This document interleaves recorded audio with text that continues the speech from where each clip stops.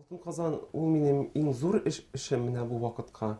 Ул минем диплом эшем. Ул Алтын казан рок операсын без яздык бергә Ренат Харис белән, безнең танылган бөек халык шагыйребез белән. Аның сүзләренә Әйе, аның либреттосы, аның сюжеты, аның сүзләре, аның шигырьләре, шул сүзләренә мин яздым Алтын казан дигән зур музыкаль спектакль. Ул спектакльне узган елны куйды безнең консерваториянең оперная студиясы. Безнең студентлар, минем однокурсникларым күбесенчә бергә шуны куйдык, безнең оркестр уйнады.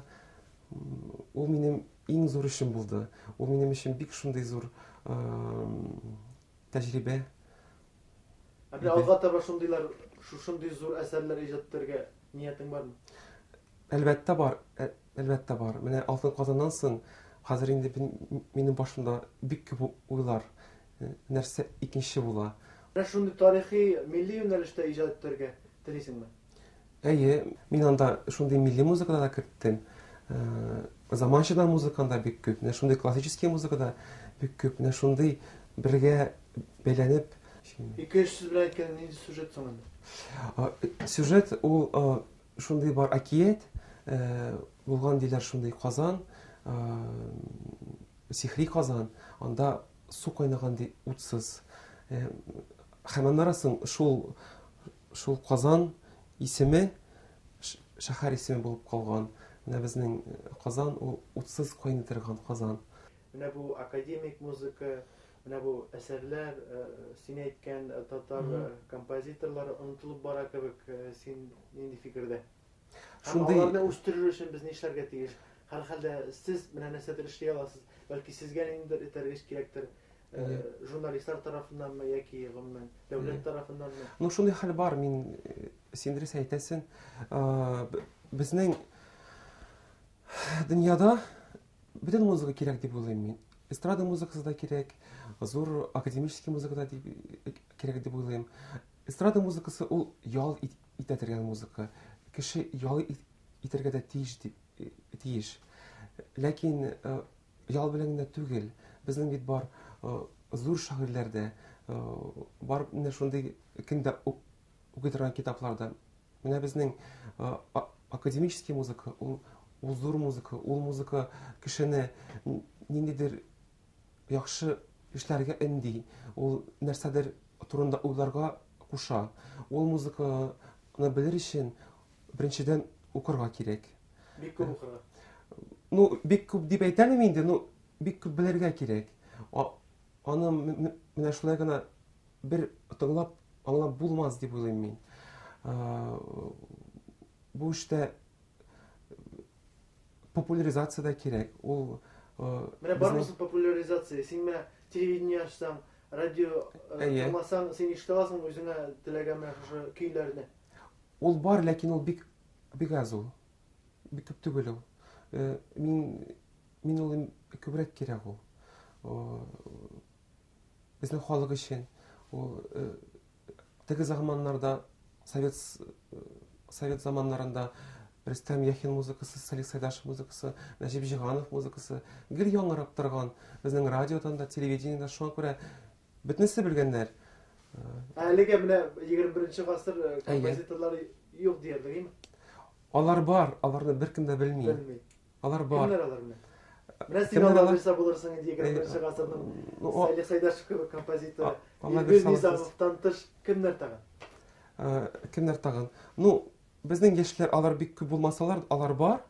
Менә минем белән эшли торган яшь шундый композитор бар.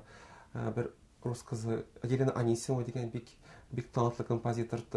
Бар шундый Эльмира Галимова дигән бик талантлы композитор яшь. Студентлар бездә күп. Хәзер менә керделәр беренче курска. Алар бар, аларга булышырга кирәк, аларның музыкаларын уйнарга кирәк. Менә шулсы бар. Бик күп музыка языла, истәлгә языла. Беркем дә аны ишетми дә, белми дә, җырламый да. Безнең хәзер заманда менә шундый спрос бара коммерческий музыкага. Нинди музыка күбрәк сатыла, Күбрәк акча китерә. нинди музыка күбрәк акча китерә. Менә нинди музыка йөрәкне кузгата, башны уйлата. Менә андый музыка турында инде беркем дә хәзер бик күп уйламый дип уйлыйм.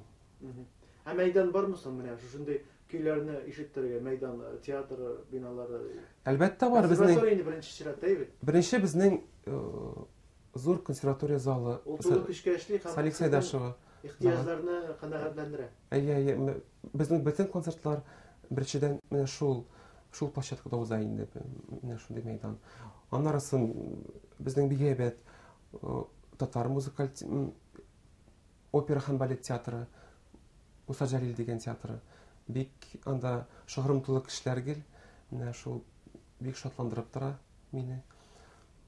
Бар. Ләкин мин дип уйлыйм әле, безгә җитми Казанда яңа яшьләр өчен музыкаль театр, менә шундый мюзикллар, рок-опералар, менә шундый яңа музыкаль спектакльләр куер өчен махсус театр кирәк дип уйлыйм.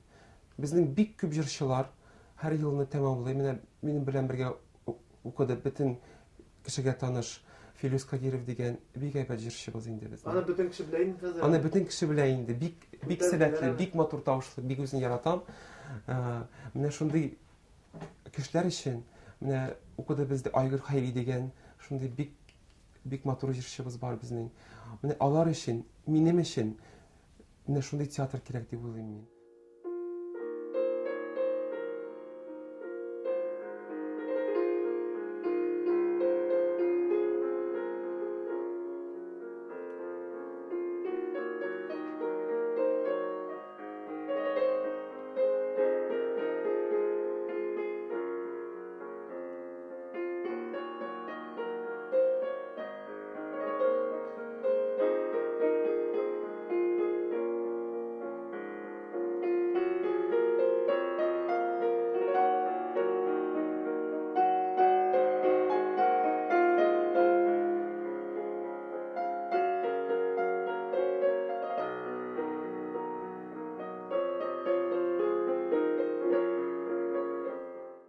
Менә шушы җырны язгач инде мин бик ничек әйтим инде.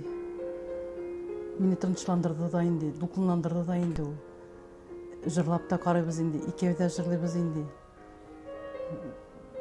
Мин уйладым инде, Казанга килеп инде шундый татарча җырлар язса бик яхшы булыр иде, бик дип уйладык инде. Ульяновскига яшәгәндә инде без күбесенчә русча яза идек җырларны.